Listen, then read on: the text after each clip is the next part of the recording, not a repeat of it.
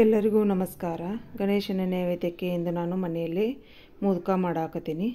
ಮೋದಕಕ್ಕೆ ಮೊದಲು ಹಿಟ್ಟಿಗೆ ಚುರುಟ್ ರವೆ, ಸ್ವಲ್ಪ ಅಕ್ಕಿ ಹಿಟ್ಟು, ಒಂದೆರಡು ಬಟ್ಲು ಮೈದಾ ಹಿಟ್ಟು ಎಲ್ಲ ಹಾಕಿ ಚೆನ್ನಾಗಿ ಕಲಿಸಿ ಸ್ವಲ್ಪ ಕಾದ ಎಣ್ಣೆ ಹಾಕಿ ನೀರು ಹಾಕಿ ಚೆನ್ನಾಗಿ ನಾದಿ 2 ತಾಸು ಬಿಡಬೇಕು.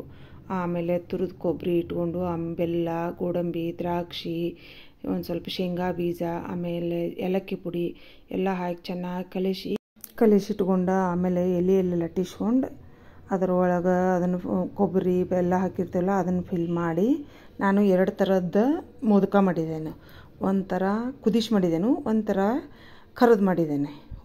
ಅವನು ಕುದಿಸಿ ಮಾಡಿಕೊಂಡು 2 ಥರದ್ದು ಕುದಿಸಿ ಆಮೇಲೆ ಎಣ್ಣೆ ಕರೆದು ಅರಿಶಿನ ಎಲೆಯೊಳಗೆ ಹಾಕಿ ಒಂದು ಸ್ವಲ್ಪ ಕುದಿಸಿ ಅದೊಂಥರ ಟೇಸ್ಟ್ ಚೆನ್ನಾಗಿರುತ್ತೆ. ಆಮೇಲೆ ನೈವೇದ್ಯಕ್ಕೆ ಒಂದು ಸ್ವಲ್ಪ ಮನ್ಯಾಗ ಹಲಸಿನ ಹಪ್ಪಳಿದ್ದು ಅವನು ಕರೆದಿಟ್ಕೊಂಡು ಎಲ್ಲ ಕುಡಿಸಿ ನೈವೇದ್ಯ ಮಾಡೀನಿ. ತುಂಬ ಚೆನ್ನಾಗಾಗಿದ್ದು.